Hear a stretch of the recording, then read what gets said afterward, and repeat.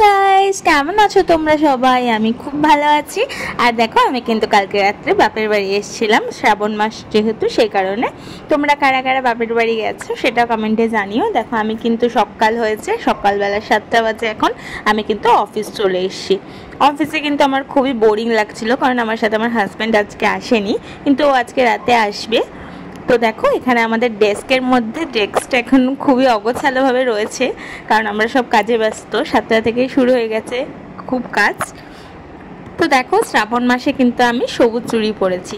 কে কে সবুজ চুড়ি পরেছে শ্রাবণ মাসে? আশা করি অনেকেই পরেছে এবার। তো দেখো, এখানে আমি কিন্তু কাজ করে বাড়ি চলে এসেছি। আমার কিন্তু 4টের সময় ছুটি হয়ে গেছে। এই দেখো, আমি কিন্তু ফ্রেশ হয়ে বসে পড়েছি। তো মাকে আমি একটু কাজে সাহায্য করছি, যেহেতু আমার হাজব্যান্ড আসবে রাতে। মা ওর জন্য একটু এগ চিলি রান্না করছে।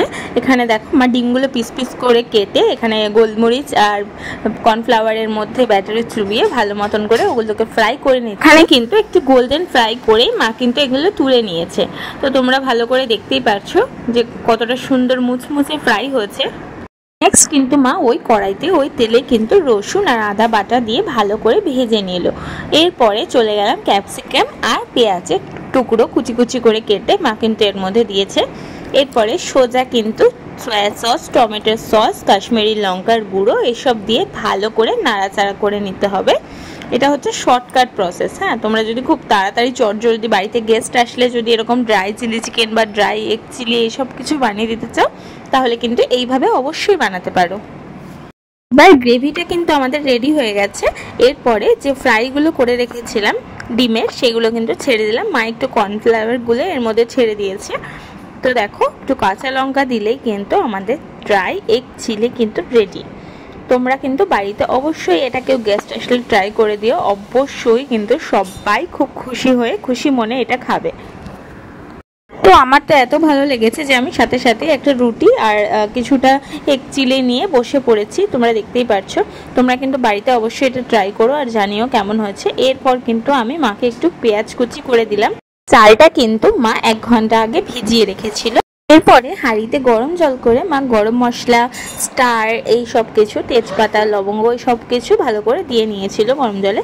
আর এখানে কড়াইতে বিরিয়ানির মশলা পাওয়া যায় দোকানে কিনতে, সেটা কিন্তু আমি গোটা ফল কিনে এনেছিলাম। জায়ফল, জয়িত্রী, দারচিনি সব কিনে এনে মা কিন্তু খোলা চাটুতে ভেজে এখানে আমি মিক্সিতে গুঁড়ো করে নিয়েছি।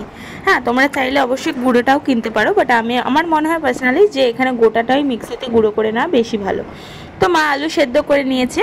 এবার আলুগুলোকে ফ্রাই করার পাল্লা। দেখো, আলুগুলোকে কিন্তু হালকা ভাজা করে নিতে হবে। আর ওই তেলেই কিন্তু মা চিকেনগুলোকে হালকা করে ভেজে নিয়েছে। বলো তো আমি কি রান্না করছি? ওটা দেখে নিশ্চয়ই বুঝতেই পারছো। হ্যাঁ, আমরা চিকেন বিরিয়ানি রান্না করার চেষ্টা করছি। তো মা চিকেন বিরিয়ানিটা বেশ ভালোই পারে, আর আমি মায়ের থেকে কিন্তু শিখে নিচ্ছি। আর তোমরাও যদি শিখতে চাও চটজলদি কিরকম করে বিরিয়ানি করতে হয়, তোমরা কিন্তু এই রেসিপিটা অবশ্যই দেখো। এখানে কিন্তু দেখো, মা কিন্তু পেঁয়াজটা ভেজে নিল। আর এখানে দেখো, মিক্সিতে আমি কিন্তু লঙ্কাগুলো চিড়ে দিয়ে দিয়েছি। তোমরা কিন্তু গোটা লঙ্কা কেউ কখনো দিও না, মিক্সির যে ব্লেডগুলো আছে ওগুলো কিন্তু ভেঙে যায়। তো দুধে আমি একটু কালার মিশিয়ে নিয়েছি, ফুড কালার। আর এখানে মা কিন্তু রাইস হয়ে গেছে। রাইসের মধ্যে কিন্তু ভাজা আলু, কিছুটা সামান্য চিনি আর একটু লবণ দিয়ে মিশিয়ে নিল ভালো করে। এটা কিন্তু আমরা কোনো লেয়ার করব না আজকে। আর যে পেঁয়াজটা ভাজছিল ওর মধ্যে কাঁচা লঙ্কা, রসুন বাটা সব কিছু, মানে আদা বাটা সব কিছু কিন্তু দিয়ে নিয়েছে। এখানে দেখো, চিকেনও কিন্তু ভাজা চিকেনটা দিয়ে নিল। আর এই যে বিরিয়ানির মশলা যেটা করলাম মিক্সিতে, ওটা দিয়ে নিল কিন্তু। ঠিক আছে। তো এখানে দেখো, একবারেই মা ওই ভাতের রাইসের মধ্যে কিন্তু একেবারে গোলাপ জল, কেওড়া জল, মিঠা আতর সব কিছু কিন্তু দিয়ে নিচ্ছি। এই যে বিরিয়ানির মশলাটা, ওটা কিন্তু একটু বেশি পরিমাণে লাগবে।